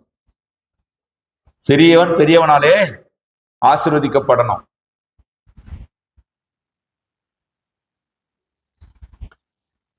பாதரட்சியின் வாரை அவிழ்க்கிறதுக்கு நான் பாத்திரவான் அல்ல. ஆனா அவனுக்கு முன்பாக வந்து இயேசு கிறிஸ்துவானவர் ஞானஸ்நானம் பெற தன்னை தாழ்த்தினார். யோவான் சொல்றார், ஆண்டவரே நான் உம்மாலே ஞானஸ்நானம் பெற வேண்டும். ஏன்டான்னா ஞானஸ்நானத்தை யார் கொடுக்கணும்? யார் பெறணும்? நீதிமான் கொடுக்கணும், பாவி பெறணும் இல்லையா? பாவி என்கின்ற நிலையை ஒத்துக்கொண்டு அறிக்கையிட்டவன் தான் இந்த ஞானஸ்நானத்தை பெறணும். பரலோகில் மட்டுமல்ல, பூமியிலும் மனிதர்கள் முன்னே தம்மை தாழ்த்தினார். பிதாவின் நீதி என்ன? பிதாவின் நீதி என்ன? நாமெல்லாம் நீதி ஆகணும். நாமெல்லாம் ஆக்சுவல் யாரு? நாமெல்லாம் நிஜத்துல யாரு? அக்கிரமத்திலும் பாவத்திலும் டாக்டரேட் பட்டம் பெற்று PhD பெற்று எல்லா டிகிரியும் முடிச்சுட்டு செத்தே போனவர்கள் பாவத்திலும் அக்கிரமத்திலும். இப்ப அக்கிரமத்திலும் பாவத்திலையும் பெரிய படிப்பு படித்து பெரிய பெரிய போஸ்டிங் அடைந்து செத்து போயிருக்கிற நம்மை பிதாவாகிய தேவனுக்கு முன்னாடி நீதியா நிறுத்தணும். அது பிதாவினுடைய நீதி. 2 கொரிந்தியர் 5 அதிகாரம் 21 சொல்லுகிறது, நாம் அவருக்குள் தேவனுடைய நீதியாகும்படி. இப்படி எல்லாம் நீதி. என்ன நீதி? காலங்கள் நிறைவேறும் பொழுது உண்டாக நியமத்தின்படி பரலோகத்தில் உள்ளவைகளும் பூலோகத்தில் உள்ளவைகளுமாகிய சகலமும் கிறிஸ்துவுக்குள்ளே கூட்டப்பட வேண்டும் என்று தமக்குள்ளே தீர்மானித்திருந்த தம்முடைய தயவுள்ள சித்தத்தின் ரகசியம் நம் ஒவ்வொருவரையும் இயேசு கிறிஸ்துவின் மூலமாக பிதாவானவர் தனக்கு முன்பாக நீதியாய் நிறுத்த விரும்பினாரு. அந்த நீதிக்கு இயேசுவானவர் தன்னை தாழ்த்த வேண்டி இருந்தது. ஒரு கூட்டம் உயர்த்தப்படுவதற்கு ஒருவர் தன்னை தாழ்த்த வேண்டி இருந்தது. தேவன் மகிமைப்படுகிற இடத்துல நீ தாழ்த்தினால் தான் தேவன் மகிமைப்படுவாரானால், நீ அமைதியா இருந்தால் தான் தேவன் மகிமைப்படுவாரானால், உன்னுடைய உரிமைகள் விட்டுக் கொடுக்கப்பட்டால் தான் தேவன் மகிமைப்படுவாரானால், நீ மறைக்கப்பட்டால் தான் தேவன் வெளிப்படுவாரானால், அங்கே நீ உன் உரிமைகளை விட்டுக் கொடுத்து மறைந்து கொள்வது நல்லது.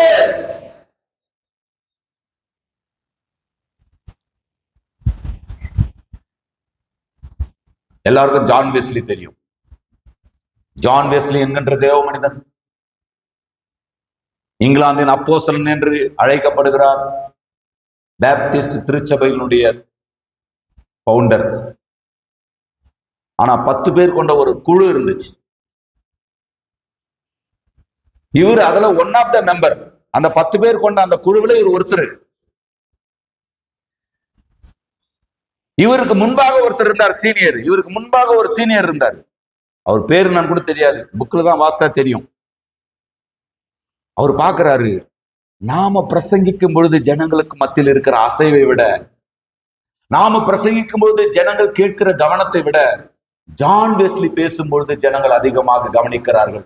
ஜான் வெஸ்லி பேசும்பொழுது மக்கள் அதிகமாக தொடப்படுகிறார்கள். ஜான் வெஸ்லி பேசும்பொழுது மக்கள் ரட்சிக்கப்படுகிறார்கள். அப்படியானால் நான் பேசும்பொழுது 10 பேர் தான் ரட்சிக்கப்படுறாங்க, ஜான் வெஸ்லி பேசும்போது 100 பேர் ரட்சிக்கப்படுகிறார்கள் என்றால், நான் இங்கே முன்னாடி நிற்கிறத விட ஜான் வெஸ்லி முன்னாடி நிற்பதுதான் சரி என்று ஒரு மனிதன் தன்னுடைய உலக நீதியின்படியான பொறுப்பை பின்னுக்கு கொண்டு வந்து விட்டு பரலோகத்து நீதியின்படியான பொறுப்பை முன்னுக்கு தள்ளுகிறான் என்றால் அதான் தாழ்மை. அதான் தாழ்மையா வாழறது.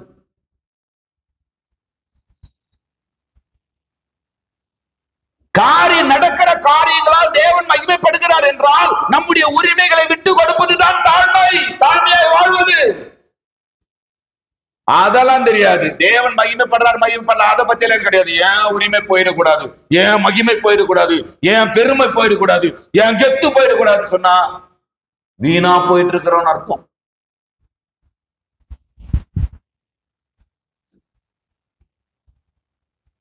இருக்கிறீங்களா? தலைப்பு தான் தாழ்மை. ஆனா இது என்னென்னவோ வேலை செய்துட்டு இருக்குது. ஐயா, நீங்க ஆசீர்வாதத்தை பத்தியே பேசினா நல்லா இருக்குது பாஸ்டர். உங்கள் முகங்கள் எல்லாம் ஏன் வேறுபட்டிருக்கிறது? உங்கள் முகநாடி வேறுபட்டிருக்கிறது காரணம் என்ன? நாங்க சீரியஸா கேட்கறதுனால முகநாடி வேறுபட்டிருக்குது. மற்றபடி நாங்க சந்தோஷமா தான் உள்ள கேட்டுட்டு இருக்கிறோன்றவங்க அலையிலேயே சொல்லுங்க பார்க்கலாம். தாழ்மையா இயேசு இருந்த இடங்கள், பரலோகத்திலே பிதாவுக்கு முன்பாக தேவதூதர்களுக்கு முன்பாக தம்மை தாழ்மைப்படுத்தினார். குடும்பத்தின் நடுவிலே, புரிந்து கொள்ளாத குடும்பத்தின் நடுவிலே தன்னுடைய வீரத்தையும் வலிமையை வெளிப்படுத்தாமல் தாழ்மைப்படுத்தினார். தன்னுடைய சிநேகிதனும் ஊழியக்காரனுமாகிய யோவானுக்கு முன்பாக தன்னை தாழ்மைப்படுத்துகிறார். பிதாவின் நீதி நிறைவேற இப்படி இடம் கொடு. சௌரி பாபு கோனா என்கின்ற ஒரு வேத ஆராய்ச்சியாளர் சொல்லுகிறார், இயேசு தன்னுடைய ஊழியத்தின் ஆரம்பத்தில் யோர்தான் நதியிலே யோவானால் தண்ணீர் ஞானஸ்தானத்தை பெற்றார். ஆனால் அவருக்கு அந்த தண்ணீர் ஞானஸ்தானத்தை எடுக்கும்போது இயேசுக்கு ஒன்று தெரியும், ஊழியத்தின் முடிவிலே ரோம சர்க்காரால் அவர் இரத்த ஞானஸ்தானத்தை பெறப்போகிறார் என்று. தண்ணீர் ஞானஸ்தானத்தை பெறுவதும் தேவநீதிதான்.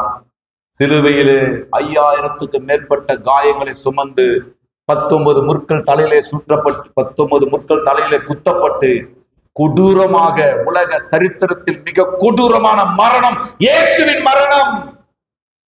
அந்த இரத்த ஞானஸ்தானத்தையும் அவர் அறிந்திருந்தார்.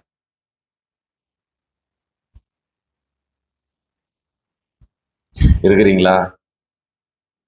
சோ இந்த இயேசுவை தான் கிறிஸ்து இயேசு.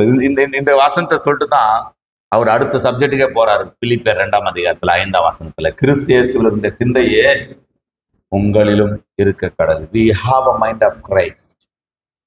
கிறிஸ்து இயேசுவில் இருந்த சிந்தையே உங்களில் இருக்க கடவுள். இதுதான் அவருடைய மைண்டு, இதுதான் அவருடைய லைஃப், இதுதான் அவருடைய டெடிகேஷன், இதுதான் அவருடைய அர்ப்பணிப்பு. இப்போ ஒரே ஒரு சம்பவத்தை சொல்லி நான் முடிக்க விரும்புறேன். இறையியல் கோட்பாடு, நம்முடைய செய்திகள் எல்லாரும் போன்ற நார்மல் செய்தி கிடையாது. இறையியல் கோட்பாட்டு சிந்தையில பேசினாதான் நம்முடைய செய்திகள் அதனுடைய வீரியம் உங்களுக்கு புரியும். மத்தேயு 4ஆம் அதிகாரம் 3ஆம் வசனம் முதல் 10ஆம் வசனம் வரைக்கும் எழுதி கொள்ளுங்க, வாசிக்க வேண்டாம். மத்தேயு 4ஆம் அதிகாரம் 3ஆம் வசனம் முதல் 10ஆம் வசனம் வரை அங்க என்ன நடக்குதுன்னா, மத்தேயு 4ஆம் அதிகாரம் 3ஆம் வசனம் முதல் 10ஆம் வசனம் வரை இயேசுவானவர் ஞானஸ்தானத்தை எடுத்துட்டாரு. 40 நாள் உபவாசம் இருந்துட்டாரு. உபவாசம் இருந்த பின்பு அவருக்கு என்ன உண்டாயிற்றான்? பசி உண்டாயிற்று. இப்ப சோதனைக்காரன் வரான். அவன் சொல்றான், நல்லா கவனிங்க, நீர் தேவனுடைய குமாரனே ஆனால். இவர் தேவனுடைய குமாரன் என்பது அவனுக்கு தெரியுமா தெரியாதா? தெரியும்.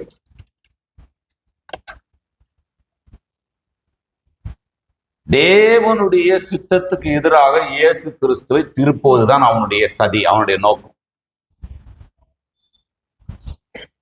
தேவனுடைய பாரங்களை, தேவனுடைய சத்தியங்களை, தேவனுடைய கோட்பாடுகளை, ஊழியத்தின் தரிசனங்களை, விரிவாக்கங்களை, கிளை சபைகளை மனதிலே வைத்து ஒருவன் போராடினால் உதவி செய்ய முடியலன்னா கூட பரவாயில்ல, அதற்கு எதிராக சிந்திப்பது சாத்தானின் மனநிலை.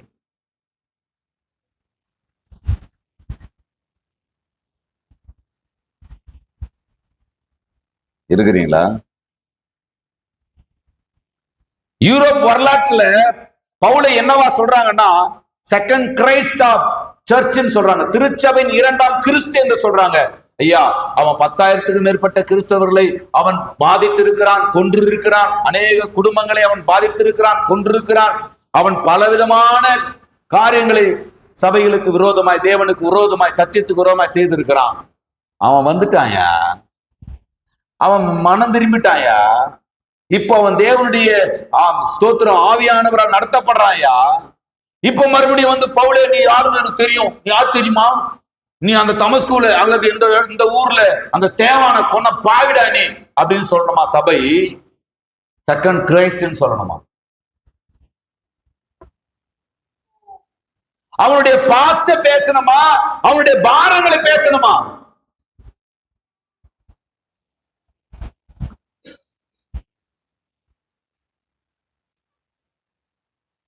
சாத்தான் வந்து சொல்றான், நீ தேவனுடைய குமாரனே ஆனால் அதனுடைய நோக்கம் என்ன தெரியுங்களா? எந்த வாய்ப்பை பயன்படுத்தியாவது தேவனுக்கு விரோதமாக இவரை சிந்திக்க. ஒரே ஒரு தப்பு செஞ்சா போதும், ஏன்னா அவன் செஞ்சது ஒரே தப்பு தான். ஒரே ஒரு இறையலுக்கு எதிரான பாவத்தை செய்ய வச்சுட்டா போதும். நான் சொல்லுகிறேன், ஒருவருடைய ஆவிக்குரிய வாழ்க்கையை வளர நீங்கள் காரணமா இல்லாவிட்டாலும் பரவாயில்லை, ஒருவருடைய ஆவிக்குரிய வாழ்க்கை டேமேஜ் ஆவறதுக்கு காரணமாகாமல் இருங்கள்.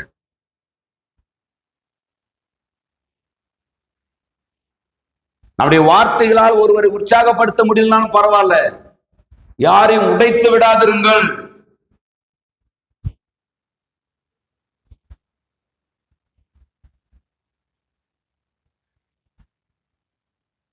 நான் இருக்கிற மாதிரி நீ இருக்கணும்னு நினைக்கிறது சாத்தானுடைய சிந்தை. பரலோக பாரம் புரியாதவர்களுக்கு, பரலோக தரிசனம் புரியாதவர்களுக்கு, பரலோக தாக்கத்தை ஏற்படுத்த முடியாதவர்களுக்கு, பரலோக பிதாவின் சித்தத்தை கொண்டு வந்து ஒவ்வொரு மனுஷனுக்குள்ளும் புகுத்த முடியாதவர்களுக்கு உலக பிரகாரமான ஏதோ ஒரு பொறுப்பு, ஏதோ ஒரு கடமை எடுத்துக்கொண்டு பரலோகத்துக்கு வேலைக்கு எதிராக செயல்படாதிருங்கள்.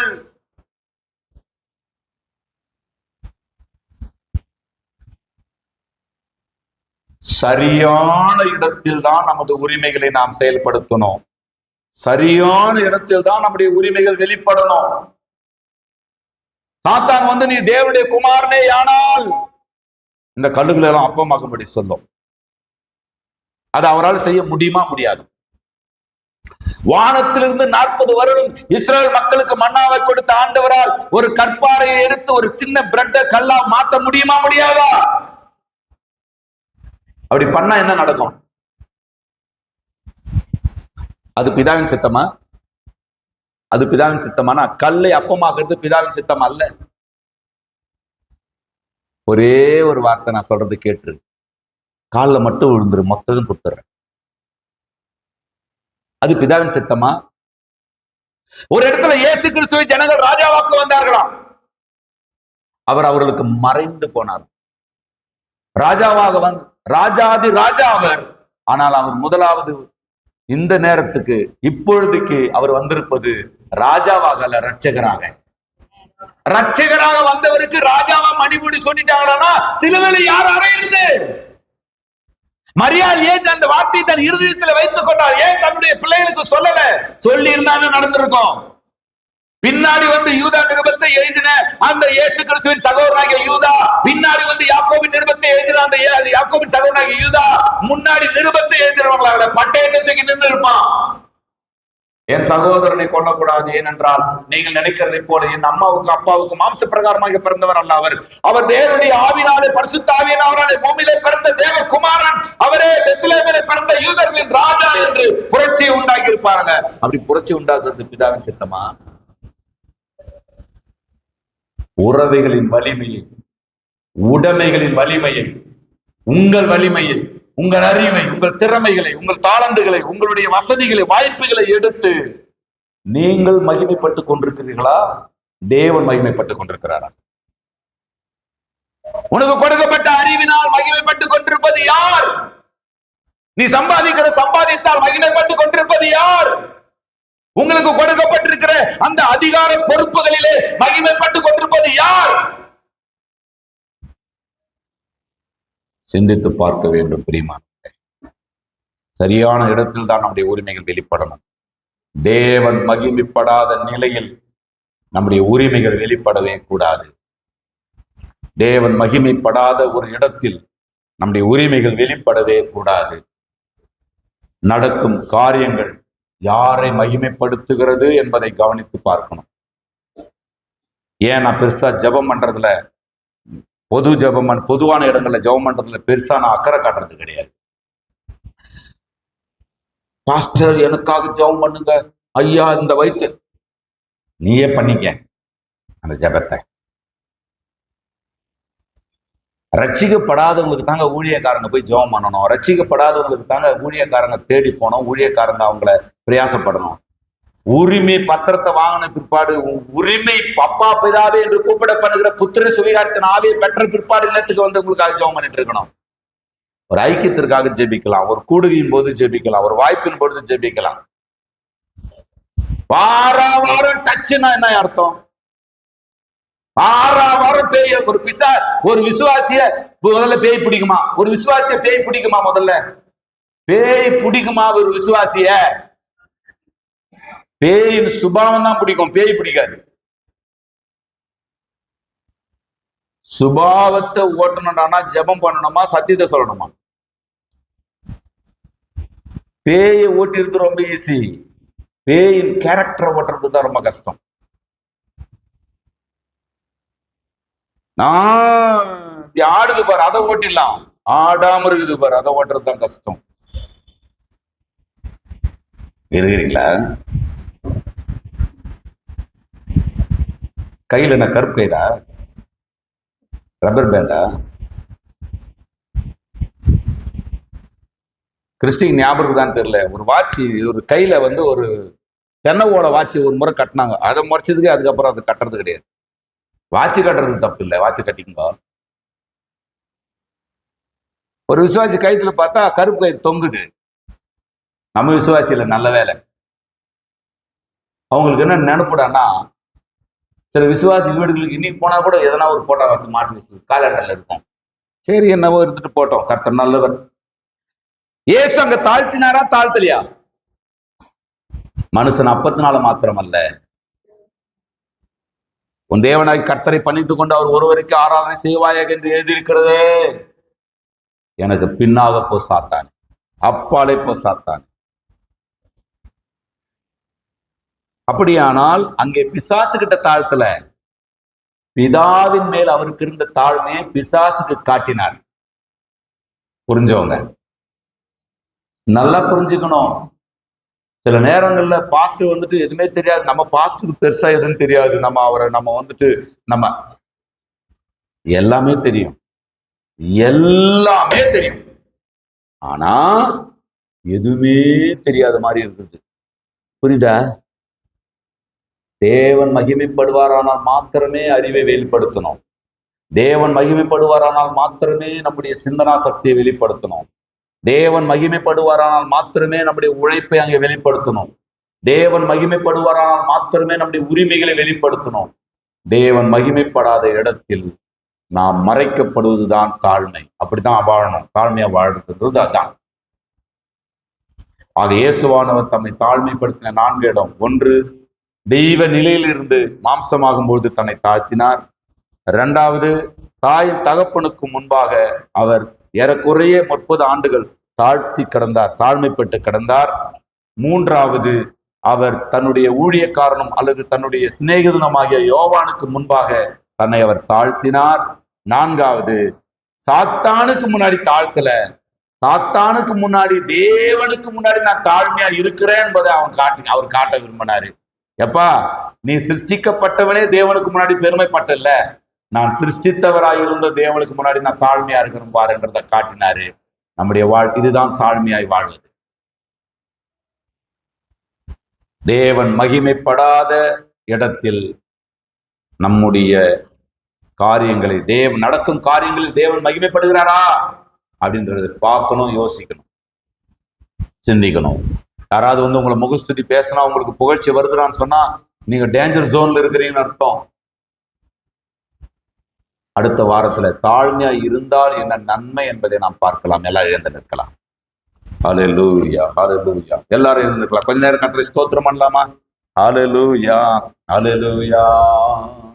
பாவம் அறியாமல் பாவமே செய்யாமல் பாரினில் ஜீவித்தீரே.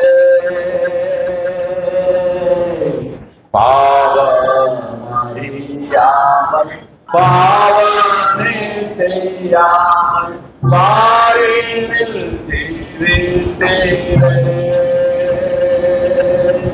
பரிசுத்தர் உம்மை போல் ஜீவிக்கவே பலவானை தாருமையா. உந்தன் பலவானை தாருமையா. பலவானை தாருமையா. உந்தன் பலவானை தாருமையா. இயேசுவே உம்மை போல, இயேசுவே உம்மை போல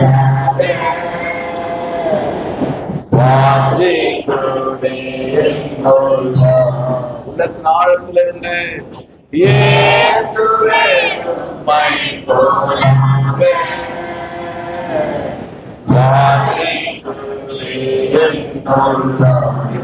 ஆத்மா சரீரம் ஆத்மா சரீரம்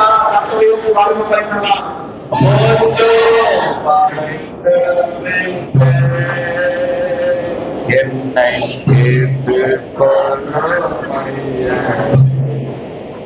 என் ஆவியாத்மா என் ஆவியாத்மா சரீரம் அடைத்து என்னை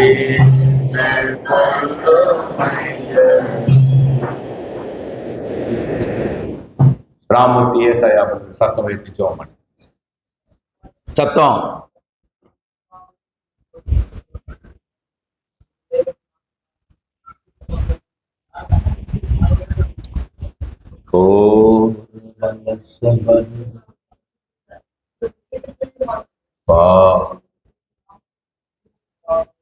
ஆமென். கர்த்தர் ஜெபங்களை கேட்டபடினாலே கர்த்தரை ஸ்தோத்திரம் பண்ணுவோம்.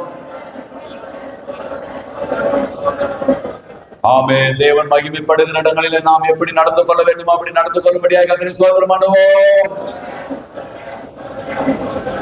இந்த வார்த்தைகள் எல்லாம் பரிசுத்த ஆவியானவர் நம்முடைய இருதயங்களிலே பதிய வைத்து நமக்கு ஞாபகப்படுத்தும்படியாக கர்த்தரை ஸ்தோத்திரம் பண்ணுவோம். இந்த வாரங்கள் எல்லாம் வருகிற நாட்கள் எல்லாம் கர்த்தர் சபையாரை கண்மணி போல பாதுகாத்து ஆசீர்வதித்து அவருடைய மேன்மையான மெய்யான சத்திய பாதை நடத்தும்படியாக கர்த்தரை ஸ்தோத்திரம் பண்ணுவோம். சத்தம் உயர்த்தி சொல்லலாம். என் ஆத்துமாவே கர்த்தரை ஸ்தோத்திரி, என் முழு உள்ளமே அவருடைய பரிசுத்த நாமத்தை ஸ்தோத்திரி. என் ஆத்துமாவே கர்த்தரை ஸ்தோத்திரி, கர்த்தர் செய்த சகல உபகாரங்களை மறவாதே. ஆமென். நம்முடைய கர்த்தராய் இருக்கிற இயேசு கிறிஸ்துவினுடைய கிருபை, பிதாவாகிய தேவனுடைய அன்பும், பரிசுத்த ஆவியானவருடைய ஐக்கியம் வழிநடத்துதலும் சமாதானமும் நம் அனைவரோடும் சகல பரிசுத்தவான்களுடன் என்றென்றைக்கும் தங்கியிருப்பதாக. அல்லேலூயா, அல்லேலூயா, அல்லேலூயா. ஒருவர் வாழ்த்துக் கொள்ளுங்கள். கர்த்தர் உங்களை ஆசீர்வதிப்பாராக. ஆமென்.